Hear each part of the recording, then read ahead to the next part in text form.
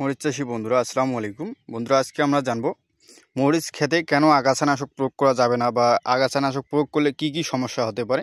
তো সেটাই আমরা আজকে প্র্যাকটিক্যালি দেখব। তো এই যে দেখেন, আমার এই যে মরিচ ক্ষেতটা, এটা কিন্তু ভুট্টা ক্ষেতের মাঝখানে এটা একটা ছোট্ট জমি। তো এই জমিটাতে যে সমস্যাটা হয়েছে, মানে ভুট্টা খেতে যারা আর কি আগাছানাশক প্রয়োগ করছে, তো তাদের কিছু ওষুধ মানে কাইন্টার দিয়ে আর কি সাইড দিয়ে মানে কিছু ওষুধ আগাছানাশক আর কি আমাদের মরিচ গাছে এসে পড়ছে।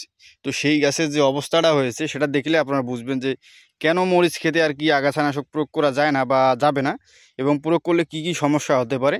তো সেটাই আমরা আজকে বিস্তারিত জানবো। তো বন্ধুরা, ভিডিওটি শেষ পর্যন্ত দেখবেন। আর যারা নতুন ভিউয়ার্স আছে তারা অবশ্যই আমাদের চ্যানেলটি সাবস্ক্রাইব করে দেবেন। তো বন্ধুরা, এই যে আমাদের মরিচ ক্ষেতটা দেখেন, এখানে কিন্তু মাঝখানে আমি আছি। তো মাঝখানে গাছগুলো কিন্তু কোনো সমস্যা হয়নি। তো দেখেন, সব গাছ একদম সবুজ সতেজ, একদম একবারে ঠিক আছে। তো এই গাছের কিন্তু দেখেন আগালের পাতাগুলো পর্যন্ত একদম পরিপূর্ণ ভালো আছে। আর যেই গাছগুলোতে আগাছানাশক পড়ছে বা প্রয়োগ করা হয়েছে, প্রয়োগ করা বলতে ভুল হবে, মেইন কথা হচ্ছে যে ভুট্টা খেতে যারা প্রয়োগ করছে, তো কাইন্টার দিয়ে কিছু গাছে আর কি মাঝে মাঝে পড়ছে। তো সেই গাছগুলোর অবস্থাটা দেখেন। এই যে দেখেন এই গাছগুলো, এই যে আগালের পাতাগুলো একদম সাদা হয়ে গেছে। মানে সালোক সংশ্লেষণ যে প্রক্রিয়াটা ছিল এই গাছের, মরিচ গাছের, তো এই প্রক্রিয়াটা বন্ধ হয়ে গেছে। তো পুরোপুরি কিন্তু স্প্রে করা হয়নি। তো একটু একটু সিডা যে পড়ছে, এই সিডাটাতে এই অবস্থাটা দেখেন। শুধু এই গাছটা না, এই কাইন্টার দিয়ে যতটুকু যাবেন ততটুকু এইরকম দেখতে পাবেন। দেখেন একদম সাদা হয়ে গেছে।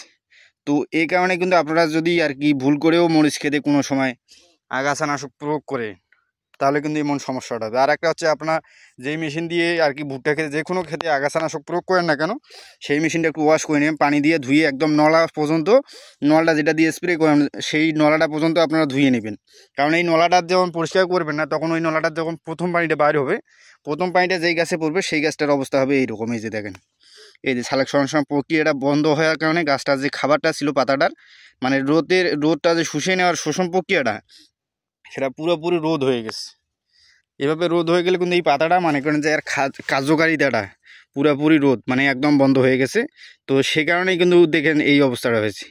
আমরা অনেক সময় অনেক ঘাসের উপর যদি কিছু দিয়ে ঢেকে রাখি, রোদ না পাওয়ার কারণে কিন্তু এরকম হয়।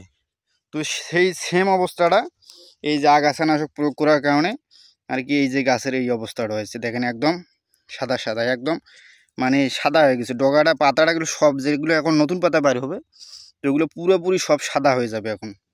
তো বন্ধুরা, যারা আর কি মরিচ খেতে বা ভুট্টা ক্ষেতের পাশে মরিচ ক্ষেত লাগাইছেন বা অন্য কিছু খেতে মরিচ খেতে স্প্রে করছেন আগাছানাশক, সেই মেশিনটা অবশ্যই আপনারা মানে একদম ওয়াশ করে তারপর স্প্রে করার চেষ্টা করবেন আর কি।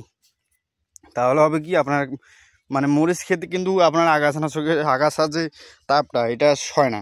কারণ আগাছার যে প্রক্রিয়াটা সেটা মরিচ গাছের জন্য না, সেটা হচ্ছে ভুট্টা ক্ষেতের জন্য প্রযোজ্য। কারণ ভুট্টা একটা অনেক ক্ষমতা, মানে গাছটা অনেক শক্তি আর কি।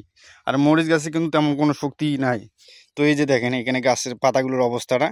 তো বন্ধুরা, অবশ্যই যারা মরিচ খেতে আগাছানাশকের আশেপাশে মানে ভুট্টা ক্ষেতের আশেপাশে লাগাইছেন, তারা অবশ্যই এই জিনিসটা খেয়াল রাখবেন, যাতে মরিচের গাছে আগাছা এসে না পড়ে। মানে আগাছানাশক আসি এই সিডাও যেন এক ফোঁটা পড়লে কিন্তু যেই জায়গায় পড়বে ওই জায়গাটা এরকম হয়ে যাবে, সাদা হয়ে যাবে। তো আপনারা যারা এখনও দেখেননি তারা পরীক্ষা করে অবশ্যই দেখতে পারেন। তো বন্ধুরা, আজকে এ পর্যন্তই। সবাই ভালো থাকবেন। যদি ভিডিওটি ভালো লাগে অবশ্যই আমাদের চ্যানেলটি সাবস্ক্রাইব করে দেবেন এবং ভিডিওটি একটি লাইক এবং একটি কমেন্ট করে জানিয়ে দেবেন কেমন হয়েছে। সবাই ভালো থাকবেন। আসসালামু আলাইকুম।